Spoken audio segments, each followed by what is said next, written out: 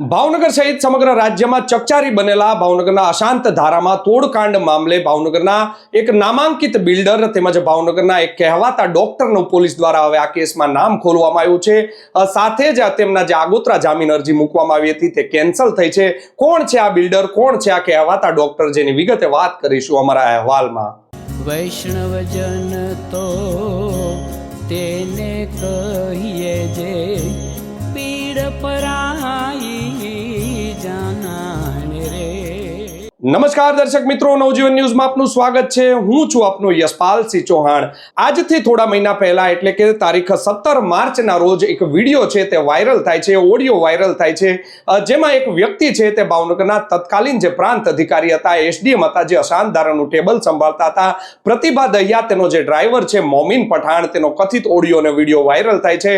આક્ષેપ લાગી રહ્યા હતા કે ભાવનગરમાં અશાંત ધારા મામલે એક જે બંગલો આવેલો છે ક્રેસન્ટ વિસ્તારમાં, કૃષ્ણકુંજ નામનો, તેની છે મંજૂરી છે તે અશાંત ધારામાં તબદીલીની મેળવવાની હતી, જેને લઈને મોટો આર્થિક વ્યવહાર કરવામાં આવ્યો છે, પૈસા લેવામાં આવ્યા છે। અને પ્રતિભા દહિયાનો જે ડ્રાઈવર છે મોમીન પઠાણ તે કહેતો હતો કે હું મંજૂરી લાવી દઈશ। આ મંજૂરી છે તેનો એક કાગળ પણ છે તે વાયરલ થયો હતો, જેને લઈને ભાવનગરથી લઈને સમગ્ર રાજ્યમાં ખળભળાટ મચી જવા પામ્યો હતો। એક તરફ રાજ્ય સરકાર છે તે ડિસ્ટર્બ એરિયા એક્ટ છે તે લાગુ કરવામાં આવ્યો છે, એટલે કે અશાંત ધારો બે જે કોમ્યુનિટી હોય છે, બે સમાજના જે લોકો હોય છે તેની વચ્ચે વયમનુષ્ય પેદા ન થાય, જેને લઈને ડિસ્ટર્બ એરિયા એક્ટ છે તે ભાવનગરમાં લાગુ કરવામાં આવ્યો હતો।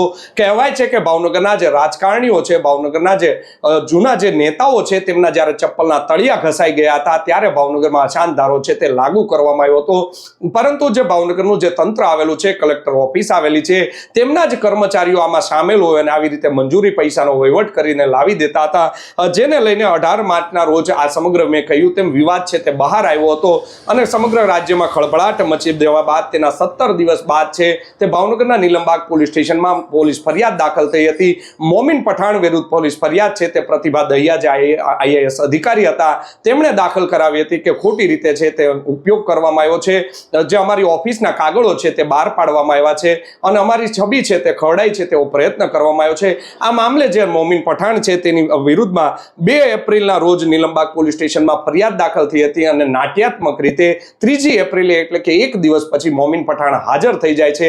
ત્યારબાદ પોલીસ દ્વારા તેના રિમાન્ડ માંગવામાં આવે છે અને 2 દિવસના રિમાન્ડ મંજૂર થતા પોલીસ દ્વારા તેની તપાસનો ધમધમાટ શરૂ કરવામાં આવ્યો હતો। આ તપાસ જ્યારે ચાલી રહી હતી ત્યારે તપાસમાં બહાર આવ્યું હતું કે જે પૈસા આપનાર વ્યક્તિ કોણ હતો, તો કે ભાવનગરની એક નામાંકિત હોસ્પિટલમાં સમગ્ર વિડીયો છે તે સીસીટીવીમાં કેદ થયો હતો। આસિફ પાંચા નામનો આ જે વ્યક્તિ છે, જે વિડીયોમાં પૈસા દેતો દેખાય છે, અત્યારે પણ તમે સ્ક્રીન ઉપર જે દ્રશ્ય જોઈ રહ્યા છો કે આ જે વ્યક્તિ જે પૈસા આપે છે ટેબલ ઉપર સામેના ભાગે તે ડ્રાઈવર મોમીન પઠાણ છે અને સામેના ભાગે આસિફ પાંચા નામનો આ વ્યક્તિ છે તેવું પોલીસ તપાસમાં સામે આવ્યું છે। આસિફ પાંચાએ કોના વતી પૈસા આપ્યા ત્યારે તપાસમાં બહાર આવ્યું કે આ જે સમગ્ર પ્લોટ છે જેની મંજૂરી મેળવવાની હતી તે ભાવનગરનો નામાંકિત બિલ્ડર છે સલીમ ગનિયાણી નામનો આ વ્યક્તિ છે, તેનું પણ આમાં નામ છે। તેણે જ આસિફ પાંચાને વચેટિયા તરીકે રાખ્યો હતો અને આસિફ પાંચા છે તે પ્રતિભા દહિયા જે આઈએએસ છે, પ્રાંત અધિકારી છે, તેના ડ્રાઈવરની સાથે જે પૈસાનો વ્યવહાર નોંધી રહ્યો હતો। આ મામલે ભાવનગરની નીલમબાગ પોલીસ દ્વારા આ બંને લોકોના નામ છે તે ખોલવામાં આવ્યા હતા અને ત્યારબાદ આ બંને જે લોકો છે તે ભાવનગરના કોર્ટને શરણે ગયા હતા, આગોતરા જામીન માટે અરજી કરી હતી।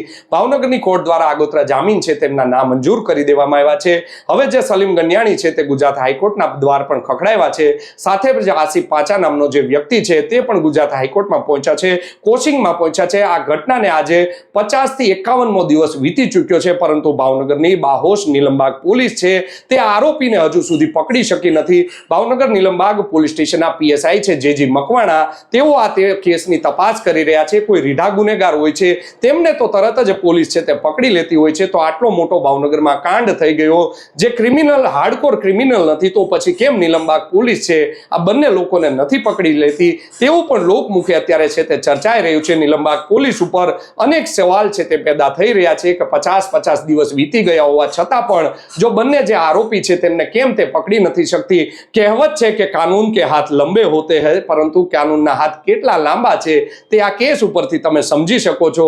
જો ભાવનગર પોલીસ ધારે તો કોઈ એક મંદિરમાંથી ચપ્પલ પણ ન ચોરાય તેવી પણ એક માન્યતા છે, પરંતુ ભાવનગર પોલીસ ધારે તો તરત જ બીજા દિવસે આ જે નામાંકિત લોકો છે તેમને પકડી શકે છે.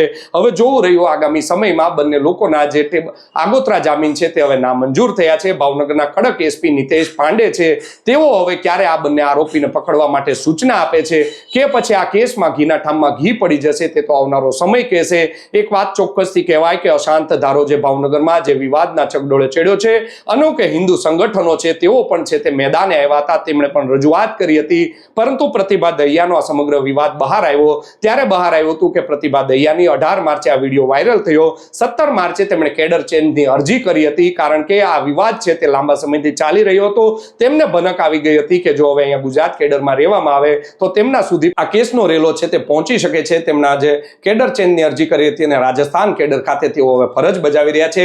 પ્રતિભા દહિયાનું એવું કહેવામાં આવે છે કે હજુ સુધી પોલીસ દ્વારા કોઈ નિવેદન છે તે નોંધવામાં નથી આવ્યું. મોમીન પઠાણ છે તેનો મોબાઈલ ફોન છે તે હજુ સુધી છે કબજે કરવામાં નથી આવ્યો. તો શું ક્યારે મોમીન પઠાણનો મોબાઈલ છે તે પકડાશે? અમારા સૂત્રો છે તે તો કહી રહ્યા છે કે મોમીન પઠાણનો જે મોબાઈલ છે તે ઉચ્ચ અધિકારી પોતાની સાથે ગુજરાત બહાર લઈ ગયા છે. તેનો જો મોબાઈલ પકડાય તો અનેક અધિકારીઓના પગ નીચે રેલો આવી શકે છે, અનેક અધિકારીઓની નોકરી છીનવાઈ જાય તેવો ઘાટ સર્જાઈ શકે છે. માટે આ મોબાઈલ છે તે હજુ સુધી હાજર કરવામાં નથી આવ્યો. પોલીસ હવે તપાસ કરે છે.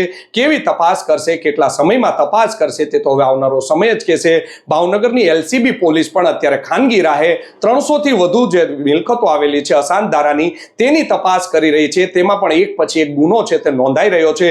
થોડા સમય પહેલા જ આજે સલીમ ગનિયાણી છે તેનો ભાગીદાર એક ધર્મેન્દ્રસિંહ નામનો વ્યક્તિ છે, તેમના દીકરા દ્વારા ભાવનગરના ક્રેસન્ટ વિસ્તારમાં મિલકત તબદીલીની મંજૂરી મેળવ્યા વિના એક મકાન છે તે વેચી દેવામાં આવ્યું હતું અને તેની સામે પણ એક ગુનો છે તે દાખલ કરવામાં આવ્યો હતો. એ ગુનો છે તે ગુજરાતમાં સૌ પ્રથમ બીજો ગુનો છે તે દાખલ કરવામાં આવ્યો હતો.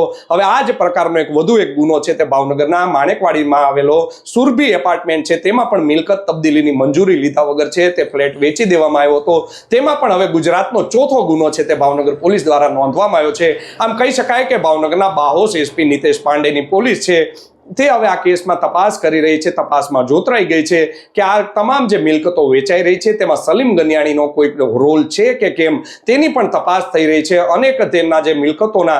અનેક મિલકતોના જે દલાલો આવેલા હોય છે તેમના પણ નિવેદન નોંધવામાં આવ્યા છે. અનેક નામાંકિત બિલ્ડરો છે તેમના પણ નિવેદન હવે નોંધવામાં આવી રહ્યા છે. આર્કિટેક્ટ છે તેમના પણ નિવેદન નોંધાયા છે.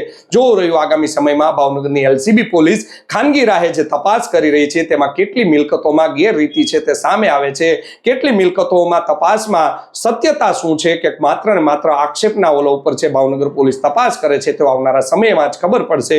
આગામી સમયમાં હવે આ નામાંકિત બિલ્ડર સલીમ ગનિયાણી તેમજ જેને ડોક્ટર હોવાનું જે લોકો કહી રહ્યા છે આ આસિફ પાંચા છે તેને હવે પોલીસ ક્યારે પકડવામાં સફળ થાય છે કે પછી ઘીના ઠામમાં ઘી પડે છે તે તો આવનારો સમય જ કહેશે. યશપાલસિંહ ચૌહાણ, નવજીવન ન્યૂઝ, ભાવનગર.